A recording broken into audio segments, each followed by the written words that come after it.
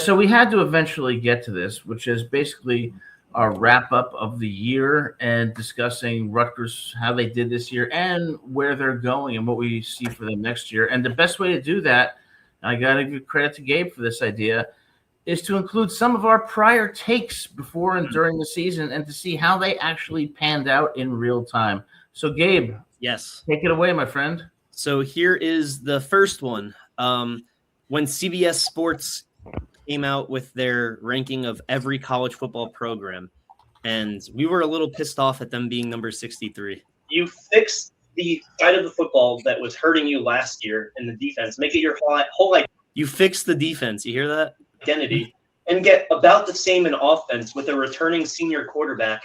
And you're not even in the top 50 when you have 2 straight winning seasons. Yeah, yes, I think he got this one wrong because if you look at our quarterback, he's coming back from a pretty good year. He's going to be he's grown. He's going to be solid this year. We have 3 solid running backs, if not 4. A much deeper wide receiving core, particularly with the addition of UT Sheffield. We have a good tight end and an offensive line well together is going to be special. And that defense has size and speed on the defensive line, which they didn't have last year. More depth and a secondary that can be lights out if we get pressure on the quarterback, particularly. So last year, it's ridiculous. Last year, we had longer beam, Eric Rogers, but this year we have like four guys in the secondary that are key players. So about at the end of the season, how many would you think key guys that Rutgers had in the secondary? Oh, God, maybe 1.5. Yeah, I mean, I think the first half of the analysis was pretty on regarding the offense, but I don't think either Gabe or I anticipated. We were so ecstatic about that defense. Well, when you look, we had Doug Blue Eli coming in, Bradley Weaver, Eric O'Neill, Jet Elad from UNLV, Cam Miller from Penn State. I mean, there was reason at that time to be optimistic, but we were not correct. Yeah, no. And notice how they were all big school guys. Yeah. See, I guess that's another thing. We're kind of going the opposite route of last year. Well, we went based off reputation last year instead of kind of going with a more Moneyball approach. I don't think we should automatically go off of a school's reputation. My point was I think it should be an important part of an evaluation because it allows you to assess the level of competition that they've played against. Yeah, I mean, it's fair.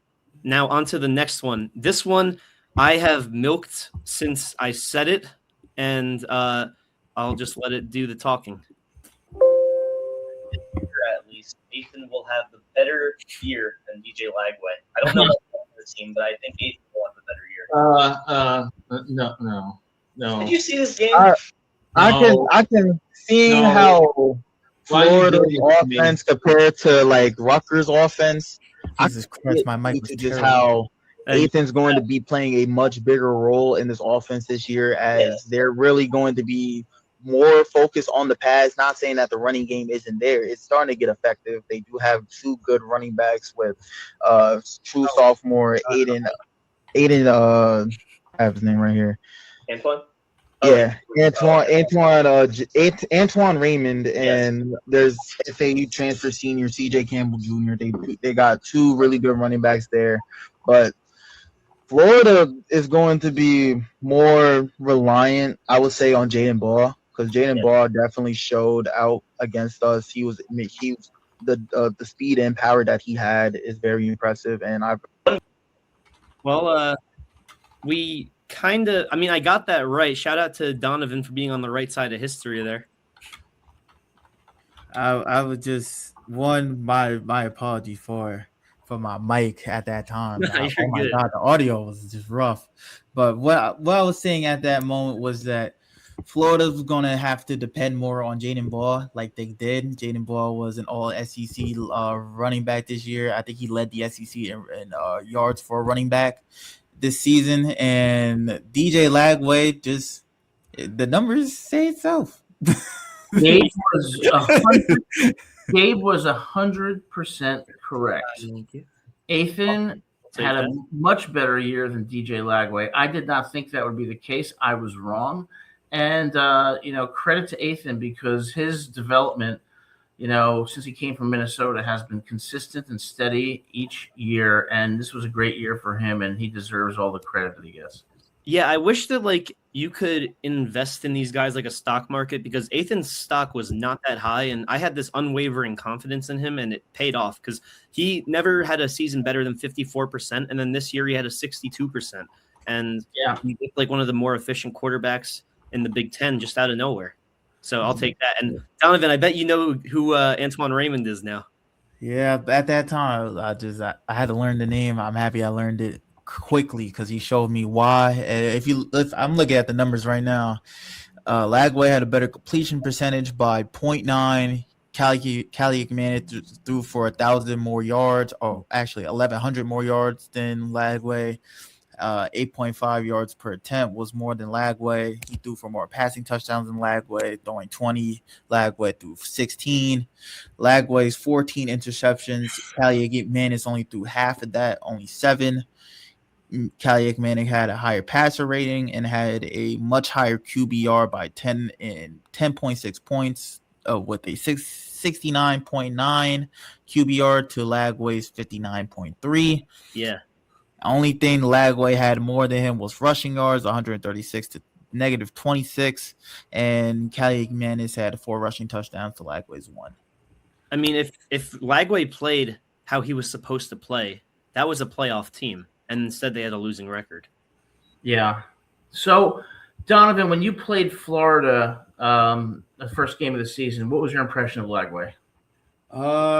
He was able to move around in the pocket. There was one instance in that game where my guy DQ Watkins, he had him for the killing for a sack. He was able to shove him off and still throw the ball to Eugene Wilson, who was a really good pickup for LSU. And I'm surprised that Florida wasn't able to keep him. He was their best wide receiver last year.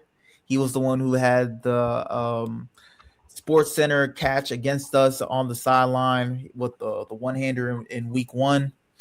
Yeah, they let him go. Still surprised that he walked, but that's Lagway. Lagway showed that he can do. He's efficient when he's able to have time in the pocket and he's able to really just move around.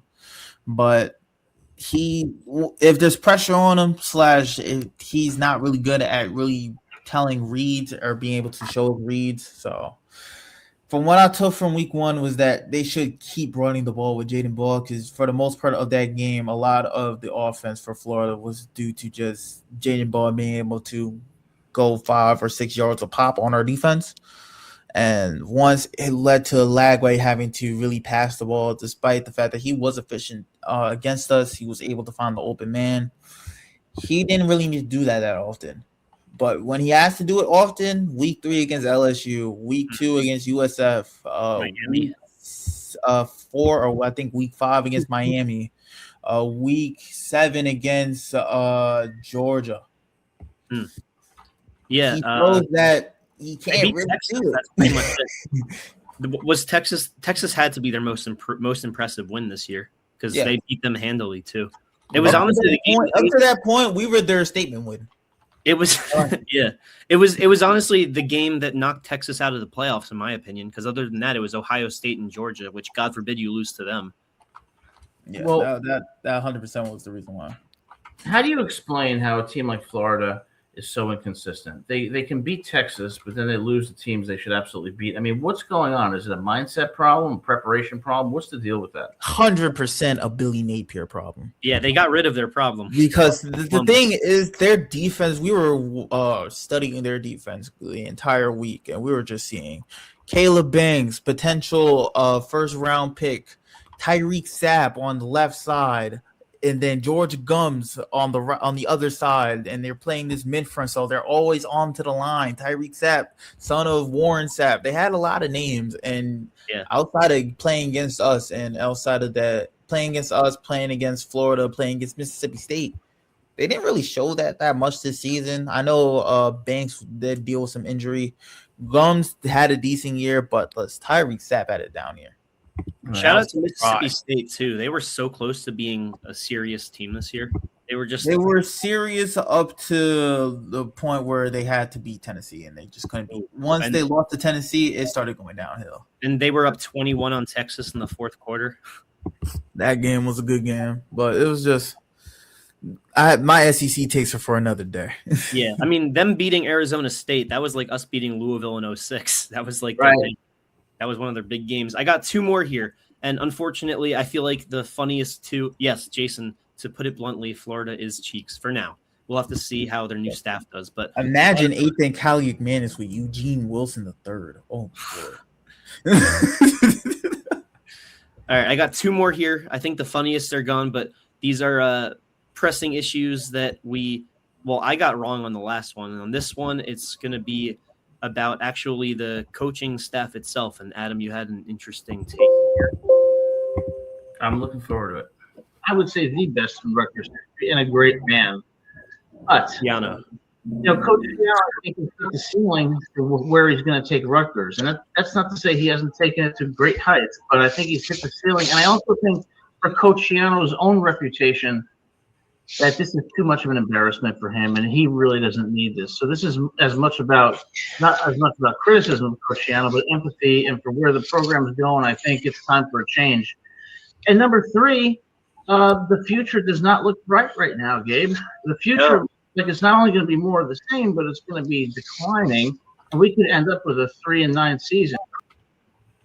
So the world needs to know 2 things. Do you still think the future is not that bright?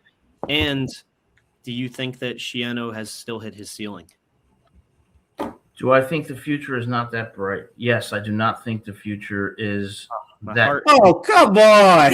Oh, man, you were just talking about Lonergan, man. What about this the last week with Lonergan? You felt like I thought he was supposed to be the guy that brings us back. Yeah, well, so now it depends on how you define what constitutes a bright future. For me, a bright future is winning 9 or 10 games and competing for a playoff spot. So by that definition, no, I do not think the future is bright. Do I think the future is hopeless? No. I think what will likely happen is that we will win 6-7 games and probably consistently go to a bowl. And in response to the second part of your question, yes, I do believe that is the ceiling under Schiano. Oh, and I've always appreciated and respected Coach Schiano as a person and as a coach. He's coached at the highest levels.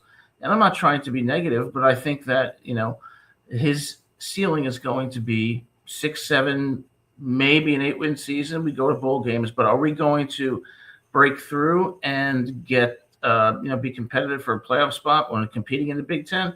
I think the answer to that is no. So is it hopeless? No. Is it bright? No. According to my definition, not really. I think it's somewhere in the middle. And if that's what Rutgers fans want to accept, that's fine. But that's not what I want to accept. So is it brighter than when you said that first? I think that was the week we were facing Oregon. We didn't know we were going to get smacked 56-10, but it didn't look great. Is it brighter now than it was? Yes, it is brighter now because I do think we've made some important acquisitions in the transfer portal. And I think our defense is going to go nowhere but up next year. I also think the schedule is a slightly more favorable because our toughest games will be at home.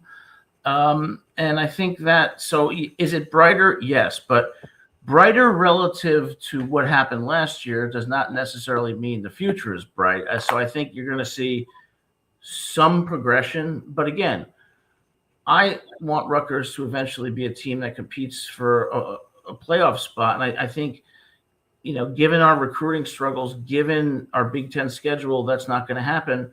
And I think at some point, we have to either accept that or we have to make changes. I see it going in a step in the right direction. And in general, last year, they had a hot start, and then the first 2 games of the Big Ten schedule for us, Iowa and Minnesota, they were both close games and they were both close losses.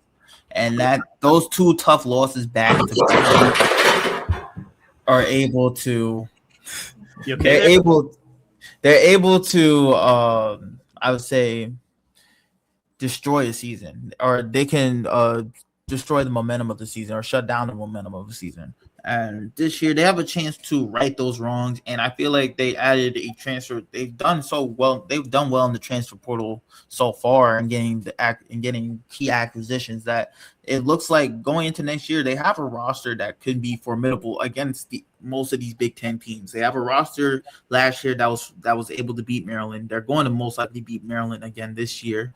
They have a team that can beat Northwestern. They have a team last year that barely lost to Penn State. Now adding a QB and Longerin, adding weapons in the running game as a Tevinen, being able to add receivers back like KJ Duff. You're going to have potential to take down Penn State or keep it close with Penn State. They have a chance. They had a chance last year, and it was mostly Rutgers' mistakes that made them lose that game. If they're able to tighten down on those mistakes, they have a chance to pull off an upset in Happy Valley.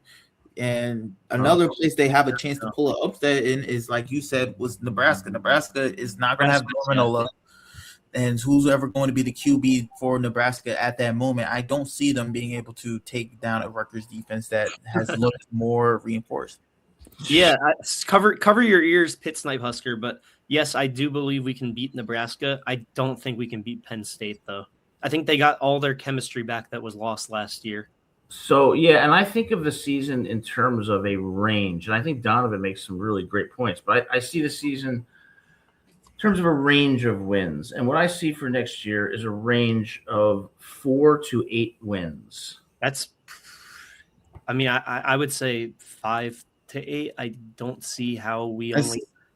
I would say 5 to 9 because outside of the Penn State game, Nebraska game, you're saying that they couldn't beat Wisconsin. I could believe they could beat Wisconsin. They're going to beat Michigan State. Yeah, they will lose in Camp Randall. There's no way, man. No way. Oh my God, guys! Dude. Wisconsin is a decent team at home, but I think we're going to lose to USC. I think we're going to lose to Michigan. I mean, Wisconsin ended the year well. Yeah, that's still 3 losses right there. No, they still have a chance. If you're saying they're going to lose to USC, Michigan, and Indiana, that's just 3 losses on the year. They have a chance of winning on. And Wisconsin. So I think that it's going to come down to, my prediction is 6 or 7 wins.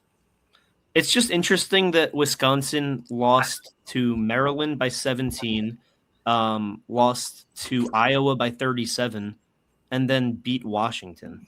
That's my point. Like and they beat Washington at Camp Randall. But, I hate disagreeing with Donovan because Donovan is someone who actually plays football and knows football and has much more experience and knowledge than me. But I just don't – I see a 6 – I'm going to put the over-under at 6.5 for wins next year.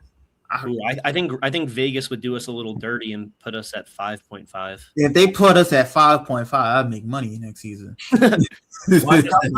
Now you can, right? So yeah, officially, yeah.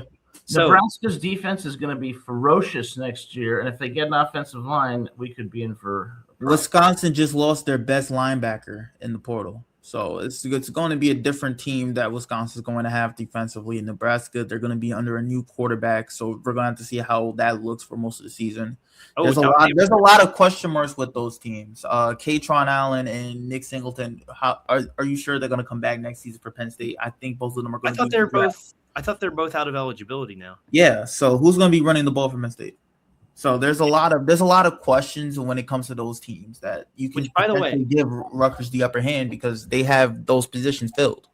Unrelated, and I know that they're the enemies, but how unreal is it that in the golden age of NIL that Penn State was able to keep the same 2 running backs for 4 years straight and have them set records? That's just they were friends and they wanted to do something legendary. Let's say at the end of the day, it comes down to what they had at that time. AJ and Ian could have done the same thing. James Franklin had that team winning at least 9-10 games a year. That's exactly during most of their tenure. This was the only year during their tenure that they didn't win at least 7 games. Yeah. And that was, but that's what I'm saying is like that's so rare. So nothing but respect to them for doing that. And that brings us to the last freezing cold take of the evening, and unfortunately, it was made by me.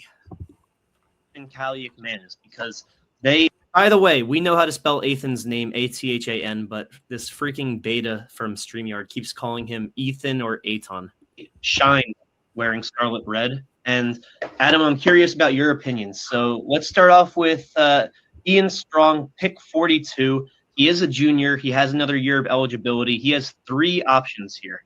Well, realistically, everybody has unlimited options, but 3 options that are most taken when you're primed to be pick 42. You can either declare for the draft, be possibly a first-round pick no later than 3rd or 4th, but hovering around the mid-second round. You can stay at Rutgers and have another year with, at this point, an unknown QB1. It could be AJ Suris. It could be transfer quarterback. It could be one of the backups on the roster if AJ were to get injured, God forbid. Or he could do the 3rd option, which is to enter the transfer portal. So if you're Ian Strong, Rutgers bias aside, I mean, you can still vouch for Rutgers 100%, but what would you do? Well, I think Ian Strong, first order of business, he has to get an accurate draft projection. Now, if he was going to go in the first round, there's no reason for him to stay at Rutgers and stay at the college level. I don't think he is going to be drafted in the first round. I think it's more likely that he's going to be a late 2nd round or a 3rd round. Given that, I think he should come back, okay, because he has a substantial chance to increase his draft stock.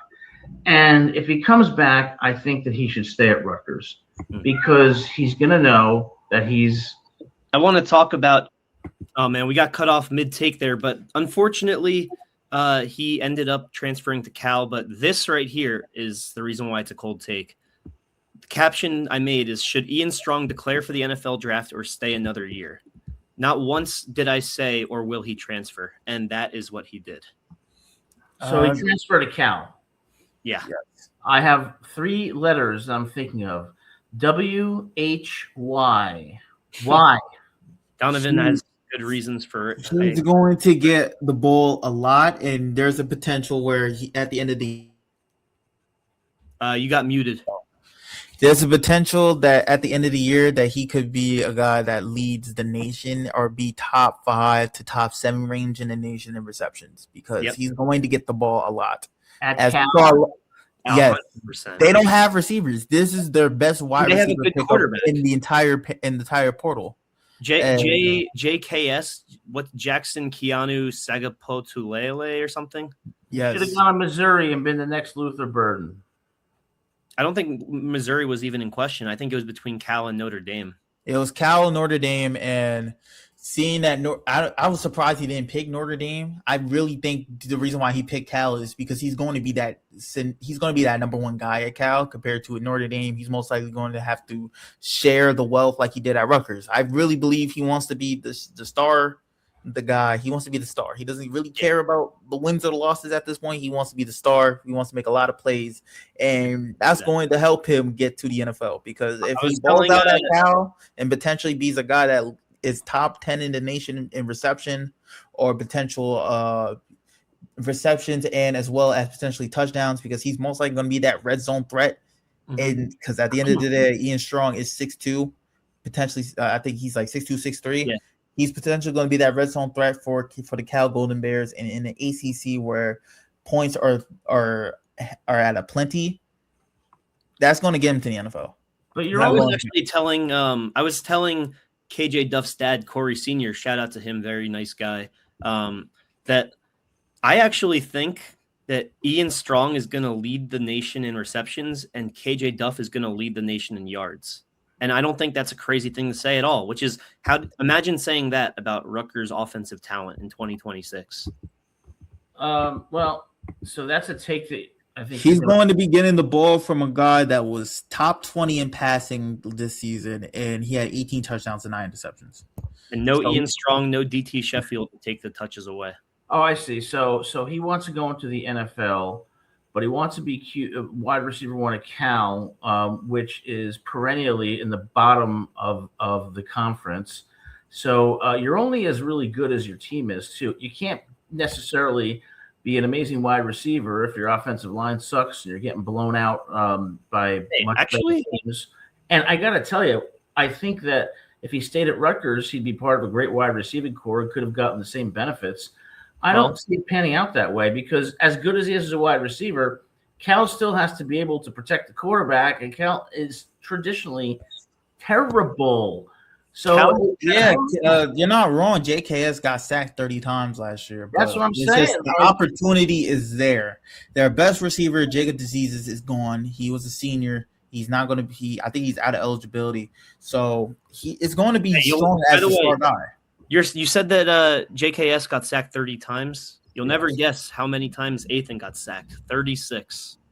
And Cal got the ball still last year. Cal finished last year 7-6, 4-4 in the conference. They were ranked 7th in the conference. And to be honest, they could have won 9 games. They were in that game with SMU, and they had instances where they could win games and they just didn't get it done. They could have beaten Virginia Tech. They let that one go in 2 overtimes. They're a team that beat Louisville. Louisville beat Miami this year, by the way, and embarrassed Miami at home. So this Cal is a team that's still bubbling on the rise. They just learning how to win. I do not see the benefit of going to Cal. How there is any substantial benefit that he would have gotten at Rutgers. I think he would have had a great year on a Rutgers team that probably has a chance of getting more wins than Cal. Cal, they're not horrible, but they're very average. And you got a quarterback who got sacked 30 times last year. Against good teams, Ian Strong can be open all he wants, but if the quarterback's on his ass or under pressure and they can't move the ball, I'm not so sure that he's going to – it just doesn't seem like a decision that is backed by enough evidence to justify the transfer. I think it's the perfect decision because here he would have been clear. I think here he would have been the clear wide receiver too. He would have played against tougher corners again. Possibly had not great games again against the top of the conference. He's going to an easier conference, which they're still Power 4, but the ACC is an easier conference than the Big Ten. He's going to be the clear guy. He's going to have another breakout season and going to have better numbers than last year. We said the reason that he wouldn't be drafted or wouldn't declare would be if he came back and had a better year. I don't think that you can come back and have Dylan Lonergan throwing to you instead of Ethan and expect to have a better year as the clear wide receiver 2 instead of the 1B. I think you can because Dylan Lonergan is a former 4-star recruit from Alabama that the coaches thought should start over Jalen Milroe. JKS is one of the best quarterbacks in the ACC. He had Dylan Lonergan. I mean, he also had 12 touchdowns, 5 interceptions last year. But he'll have a good year. 1,000 more yards than him. He could have a good year next year, no doubt, but he's not going to have the year that Ethan had this last year. Next year, why not? Because he's not there yet. Well, it's gonna be him getting acclimated to the playbook, as well as Ethan didn't have a good year his first year at Rutgers. Ian's gonna have to get adjusted to it. Ian's gonna go to Cal because instead of being wide receiver 2, he can be wide receiver 1. He's not going to go up against the same corners and the same tough competition. That doesn't sound like a recipe for being an NFL receiver. If I was an NFL scout, that wouldn't impress me. You want to see them go against the best and beat the best. And he'll have a chance to do that in the Senior Bowl. Why am I always the one who's disagreeing here? You know, I understand why you would say why would he choose Cal, but it's just he's going to be in an opportunity to flourish the same way that now with Ian Strong being at Cal, KJ Duff is going to be that prime number 1 guy for Rutgers. So they're going to have similar. They probably talked about that. Honestly, they probably talked about that. If you want to go to the NFL, you're going to have to be able to play with and show that you're as good, if not better, than the best receivers and the best corners. Going to easier competition. He's most likely going to be outside of, I would say, Malachi Toney. He's going to be top 5 when it comes to wide receivers in the ACC. Yeah, they're not G5. They're still a Power 4 school. I mean, the competition, it's not Big Ten SEC, but it's not Sunbelt MAC AAC. Is Jeremiah Smith going to go into the draft next year? Okay, so Jeremiah Smith, Carnell Tate. He's in the draft this season. Okay, and there's a few other. Ryan Williams. Williams from Alabama, right. Ryan Williams had a down year this season. He did have a down year. You're absolutely Ian right. Strong is up to that level, though. Not necessarily Jeremiah Smith, but he's on that Ryan Williams level for sure. Yeah, I would say he's Ryan Williams tier. He had a better year than Ryan Williams. But guess what? KJ Duff is Jeremiah Smith tier at this point. No. Yeah, numbers wise, he has opportunity. They got no separation against Oregon. They got no separation against Ohio. No. KJ Duff doesn't need separation. That's what's beautiful about him. He's 6'6". He's gonna have a guy that's throughout most of the spring and most of the summer. He's going to get a lot of high pointed passes. Well, look, I wish Ian Strong. He's gonna be in a similar way that Elijah Surratt was with Indiana, where Elijah Surratt, every single pass that was thrown to him was back shoulder. He's going to be getting high point or back shoulder. I could see that. And look, I wish Ian Strong the best. I mean, he was talented. Yeah, what do you mean? He was talented. I wish him the best. I hope he gets drafted, of course. KJ Duff, best catch I've seen all year in college football against Penn State, and deserves credit. Very talented. Separation. Well, I guess, Jason, what I'm saying from a layperson's perspective is the receivers weren't getting open against the league competition. Okay? That's what I'm saying. So if we talk about these guys as first-round draft picks, well, let's see how they performed against Ohio State, against Oregon. And I really wasn't totally impressed. And I hate to be the jerk who says all these things because I respect these guys and want them to be in the NFL and succeed. But I'm not where you guys. I'm not where you guys are in terms of how promising. I need to see more. But I think it's okay to see someone leave Rutgers and say that maybe they made the right decision. He should have gone Notre Dame. Oh, I don't know. I mean, that's really comes down that's a whole other topic. Yeah, that's a whole other topic because you would, if you want to be in a situation where you're playing for a potential national championship and being in a scenario where you're going to be playing against the best of the best. Yeah, he could be playing at Notre Dame, but he's not going to get as many targets at Notre Dame as he is going to get at Cal. At Cal, he's going to be a guy that's going to lead that team in receptions. He's going to lead that team in yards. He's going to lead that team in most likely receiving touchdowns. And that's going to look better to potential scouts because he's going to be a number one guy and he can bring that momentum into a Senior Bowl. Well, for that matter, then why the hell didn't he go to Temple or go to even lower school if he wants to? Temple was never going to pay him. That's Temple. I don't even think he would decide to go to Temple because Cal is still, at the end of the day, if you want to look at it on an academic level, he's going to Berkeley.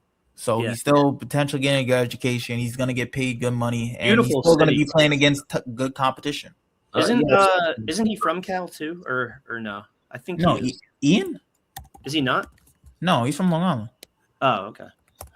Berkeley is a beautiful place. Telegraph Avenue is beautiful. My girlfriend in college was from up there, so beautiful campus, great academics. Yeah, plus, I'm about to say you went to USC, so you know how Berkeley is. USC is far from Berkeley, though. It's like a 6-hour drive.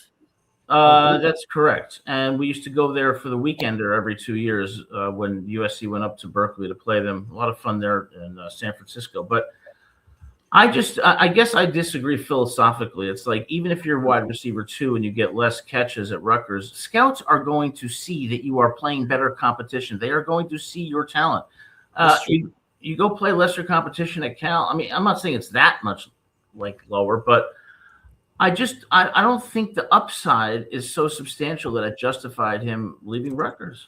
I view where you're viewing it as because you're kind of seeing it through a perspective that a lot of people do when it comes to college basketball players going to the NBA. Why would they draft a guy that for example went to Duke and he only averaged 7 points per game, but in his rookie season he's starting to average around 15 to 20 points per game for a team in the NBA? Because there is a lot of talent on that team, but you want to be, especially in football, you want to be able to be known as that guy, be that number one. And Ian Strong, he kind of for most of that year last year, that number one wide receiver 1 title got kind of taken away from by KJ Duff, primarily because Strong was out for a couple of games in the second half of the season. Duff started to arrive more and more to the occasion, and he was able to get crazy catch after crazy catch after crazy catch, and now Strong has an opportunity to reinvent himself and be in a new offense and be in a system where he's going to be that focal point. When teams have to look at the scouting report on Monday when they have to play against Cal, his name is going to be at the top of that board for on the defensive side, and he's going to have those numbers while being potentially the guy that's going to be covered by every team's best player. So you're gonna be able to look at his stats, be like, oh, he's good. He's covered by every single team's cornerback one, and he balled out. That's what he's trying to do. Because if he tries to do that and he's able to succeed at that, that's going to impress a lot of scouts because he was that number one guy, and he has a chance to show that he's able to take over games as a number one. My last point with this is ignore the position in the draft, but pay attention to the order. So you have with this Ohio State team a few years ago, Garrett Wilson drafted 7th overall to the New York Jets. Chris Olave drafted 11th to the Saints, and JSN drafted 20th to the Seahawks. That's because at Ohio State, JSN was their wide receiver 3. But you look at their professional careers, and JSN is clearly having the best career. So maybe if Ian Strong leaves, it's not because he is afraid of being wide receiver 2, but maybe it's because it affects his draft stock, and he still could be the best player. Well, I think he's taking a substantial risk, and eventually, regardless of what he does at Cal, he's going to be evaluated against KJ Duff, Jeremiah Love, Carnell Tate, and the rest of the elite wide receivers. I just feel like playing against Jeremiah Smith. Yeah. I'm sorry, Jeremiah Smith, not Jeremiah Love. So playing against and with elite competition, I think makes you better. Playing against higher quality competition makes you more attractive to scouts. And I just don't like the optic of going to a place where, I'm going to be the wide receiver 1. Competition may not be as high. If you want to get drafted in the NFL, you're going to be facing competition that you've never even seen before, speed you've never seen before. So I guess from philosophical point of view, I just don't see. But look, Donovan, you know more than I do about this. So my final take on this is just I found Cal's schedule for next year. They're going to be playing against Clemson. As you know, Clemson does get a lot of good cornerback recruits. They're going to be playing against SMU again, a rematch of last year's. Honestly, I would say one of the more interesting games in the ACC. They don't play against Miami this year. They don't play against Georgia Tech. They're most, I would say, most competitive team that they're going to face this year is going to be most likely Clemson, Pitt, Virginia. They play Virginia at the end of the year, and they start off the year with UCLA. So he has the opportunity against Big Ten schools, really good ACC schools, to show that he can be that number one. You know who could be lined up against Ian Strong in that Virginia game? Jacoby Henderson. Oh, poor Jacoby. But listen, I get that ACC does have elite competition, but again, you're playing on a team, Cal, that is not that good, and I'm not sure how much you can shine.